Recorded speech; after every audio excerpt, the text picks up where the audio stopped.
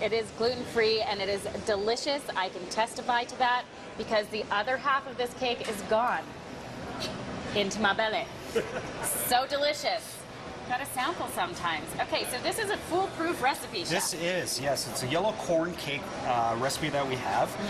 So what we have is we have a little bit of canola oil, a little bit of sugar that we've just pre-mixed for a couple of minutes just to kind of work in that sugar to the oil. Okay. And then what we've done just before we came back is we added a few eggs. So now we're going to add the dry ingredients. Essentially with this recipe, we just have to add everything else. So what we're going to do is just turn off the speed there for a second, Jill. Let's add our dry ingredients. Oh, here we go. Okay. So this is a little bit of cornstarch here. This? Yeah. That's all cornstarch? That's all cornstarch. That's going to go all in there. Okay. Excellent. We have a little baking powder.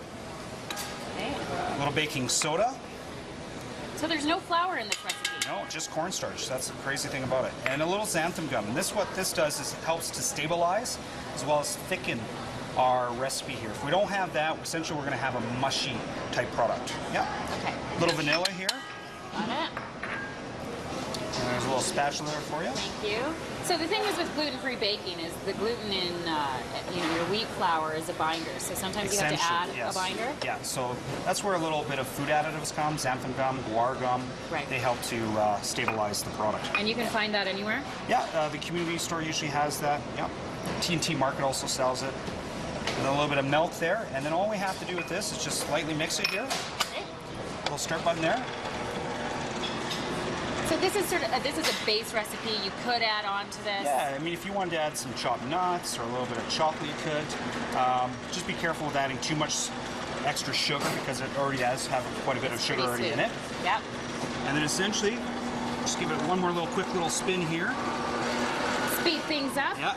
And you're teaching a course here on gluten-free. That's correct, yes. We do a sweet and savory gluten-free class that we teach here at the Culinary campus.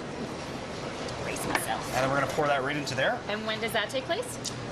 We have a couple dates in October, one day in November that we're doing, and a whole bunch coming up in the new year.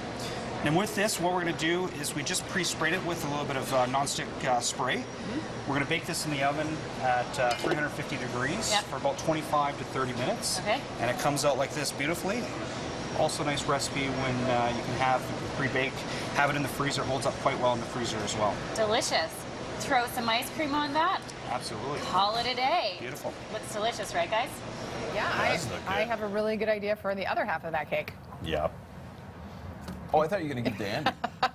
No. He eats his way through the entire show. You should check out